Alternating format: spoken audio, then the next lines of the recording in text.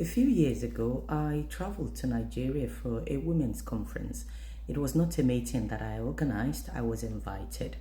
But before I went, my husband explained to me that he had had a dream, and in that dream, I had a different hairstyle from what I normally would wear. The person who invited me to the meeting in my husband's dream had given me a different hairstyle from the one I had. On arrival at the meeting, the convener of the meeting asked for us all to mingle as ministers of the gospel, as women preachers from all over the world. So I was walking around trying to see if I could introduce myself to people and increase my list.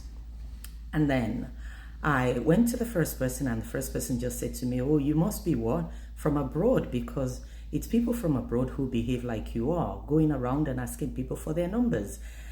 Well, I felt, well, humble yourself, Omobola. I went to the second person.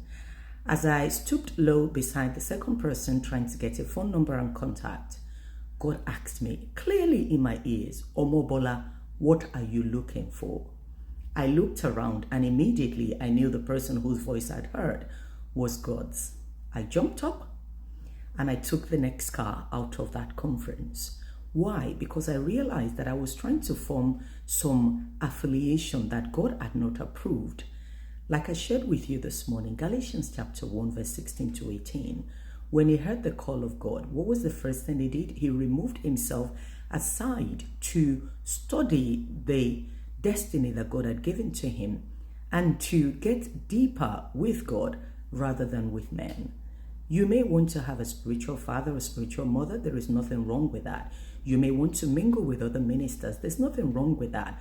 But when it comes to affiliation, make sure that God is the one leading you.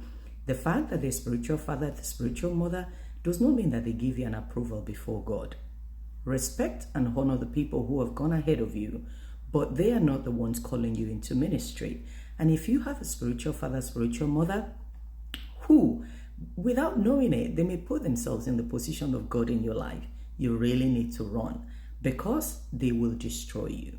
So can I remind you today, don't let the need for spiritual cover make you fall out of line with the plan of God. According to my husband's dream, they changed my hairstyle.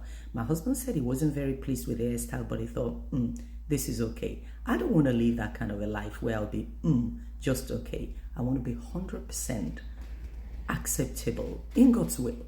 That is the only thing that will give you success. So don't let the desire to be affiliated with people take you out of the presence of God. Be very careful. This is Omobola Jeffries. I hope this blessed you. If it did, please share.